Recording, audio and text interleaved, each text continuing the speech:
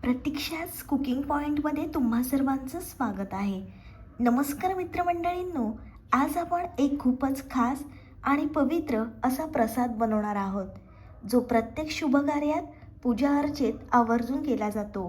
होय, आज आपण बनवतोय गरमागरम सुगंधी आणि मनाला प्रसन्न करणारा गोड शिरा.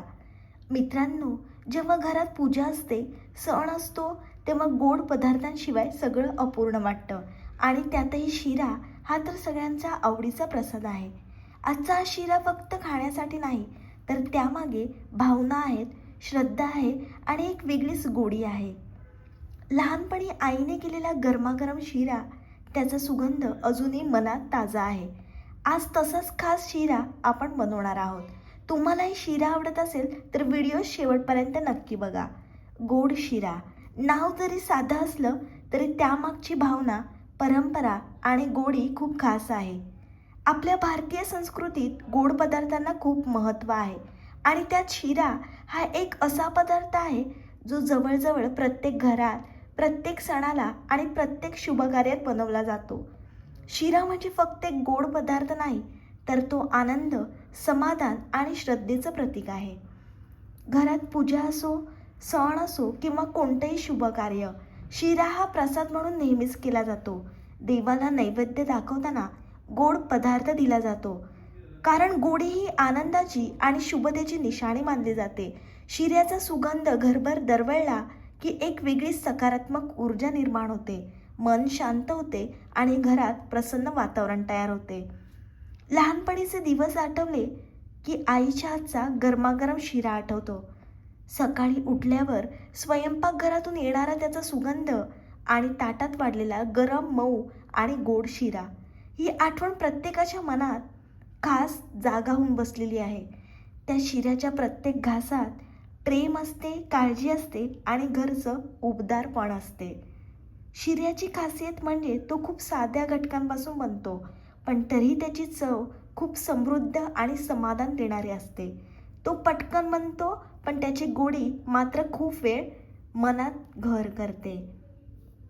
गोड शिरा बनवताना छोटीशी चूक झाली तरी चव, रंग आणि टेक्स्चर सगळं बिघडू शकते. म्हणून काही महत्त्वाच्या चुका टाळल्या तर शिरा अगदी परफेक्ट बनतो. शिरा बनवताना कोणत्या चुका टाळल्या पाहिजेत त्या मी तुम्हाला सांगते आहे. रवा नीट भाजला नाही तर शिरा आपला बिघडू शकतो. ही सगळ्यात कॉमन चूक आहे. रवा कमी भाजला तर शिरा कच्चा लागतो आणि जास्त भाजला तर काळपट होतो. कधी कधी जास्त आपण रवा भाजला तर कडूसुद्धा लागतो. म्हणून आपल्याला काय करायचं आहे, तर मध्यम आचेवर सतत हलवत सोनेरी आणि सुगंध येईपर्यंत भाजायचं आहे. बऱ्याच वेळा काय होतो, प्रसादाचा रंग काळपट होतो. असं होऊ नये त्याच्यासाठी आपल्याला रवा हा मंद आचेवर भाजायचा आहे. दुसरी चूक आपल्याला टाळायची आहे ती म्हणजे खूप पाणी टाकलं तर शिरा पातळ होतो. म्हणजे कधी कधी आपण पाण्याचा वापर करतो तर कधी दुधाचा. शिरा हा मुख्यतः दुधामध्येच बनवला पाहिजे. त्याची चव, टेक्स्चर अगदी परफेक्ट बनते. बऱ्याच वेळेला काय होतं, तर चुकीचं प्रमाण वापरलं जातं. रवा कमी घेता आणि दूध जास्त टाकता. असं होऊ नये याच्यासाठी आपल्याला काय करायचं आहे, प्रमाण समान ठेवायचं आहे. पाणी किंवा दूध घालताना घाई करू नका. गरम रव्यावर पाणी टाकताना उडतं आणि गाठी होतात. हळूहळू दूध टाका आणि लगेचच हलवत राहा. जेव्हा आपण त्याच्यामध्ये रव्यामध्ये दुधाचा वापर करतो तेव्हा सतत ढवळणं खूप महत्त्वाचं आहे, म्हणजे त्याच्यामध्ये गुठळ्या होत नाही. बऱ्याच वेळा काय करतात, तर शिरा बनवताना हलवणं थांबवतात, ते तर त्याच्यामध्ये गुठळ्या होतात.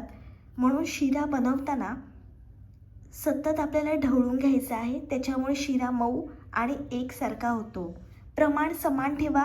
तुमचा शिरा अगदी प्रमाणामध्ये बनवा, खूप चविष्ट असा होईल. आता शिऱ्याचा सुगंध मस्त घरभर दरवळला आहे. अगदी प्रसादासारखा एकदम फील येतोय. शिरा बनवताना ही एक वेगळी शांती मिळते. अगदी मन शांत होऊन जातं. तुमच्याकडे पूजा असो किंवा कोणताही सण असो, अशा पद्धतीने तुम्ही एकदा हा प्रसादाचा शिरा बनवून बघा. चव विसरणं अशक्यच आहे. तुम्ही हा शिरा लहान मुलांच्या टिफिनला सुद्धा देऊ शकता किंवा अगदी तुमची इच्छा झाली शिरा खाण्याची तरीसुद्धा बनवू शकता. अशा पद्धतीने तुम्ही शिरा बनवला तर मला कमेंट्समध्ये नक्की कळवा कसा झाला होता. तुमचं प्रमाण जर चुकलं तर शिरा हा बिघडू शकतो, म्हणून असं होऊ नये याच्यासाठी या मी सांगितलेल्या तुम्ही चुका टाळून एकदा शिरा जरूर बनवून बघा. रवा भाजताना जो सुगंध येतो ना, तो शिऱ्याची खरी ओळख ठरतो. तुम्ही बघितलं असेल मी कसा रवा भाजला आहे, तसंच हळूहळू रवा एकदम परफेक्ट भाजून शिरा बनवायचा आहे. घाई केली तर काय होतो, शिरा बऱ्याच वेळा खराब होतो. त्यामुळे थोडा संयम खूप महत्त्वाचा आहे. शिरा हा फक्त पदार्थ नाही तर तो आपल्या भावना जोडतो. प्रत्येक घरात शिऱ्याची चव वेगळीच असते आणि तीच त्याची खासियत आहे. लहानपणी आईने केलेला शिरा आठवतोय का तुम्हाला? तुमच्या आईने बनवलेला शिरा तुम्हाला नक्कीच आठवत असेल. प्रसाद म्हणून केलेला शिरा खाल्ल्यावर एक वेगळी समाधानाची भावना येते. देवाला अर्पण केल्यावर या शिऱ्याची गोडी अजूनच वाढते. तुम्ही जर देवाला नैवेद्यासाठी शिरा बनवत असाल तर अशा पद्धतीने जरूर शिरा बनवा. तुमच्या घरी असा शिरा बनवतात का, की काही वेगळी पद्धत आहे, ते सुद्धा मला कमेंट्समध्ये नक्की कळवा. कोणाकोणाला गोड खायला खूप आवडते. शिरा म्हटलं की तुम्हाला पहिली आठवण कोणती येते ते सुद्धा मला कमेंटमध्ये नक्की सांगा. लहानपणी सणाच्या दिवशी घरात शिऱ्याचा सुगंध आला की किती आनंद व्हायचा ना. आईच्या हातचा शिरा, त्या चवीला काहीच तोड नाही. आजही तोच अनुभव पुन्हा जगतोय. आपल्या प्रत्येक सणात गोड पदार्थांचं खूप महत्त्व आहे. शिरा हा फक्त खाण्यासाठी नाही तर देवाला अर्पण करण्यासाठी खूप खास आहे. प्रसाद म्हणून मिळालेला शिरा खाल्ल्यावर मन अगदी प्रसन्न होतं. आता बघा घरभर किती छान सुगंध दरवळलेला आहे. अगदी मंदिरात प्रसाद बनतो तसं फील येत आहे. हा क्षणच खूप सुंदर आहे. तुम्हालाही माझी रेसिपी आवडत असेल तर तुमच्या मित्रमैत्रिणींपर्यंत खूप खूप शेअर करा.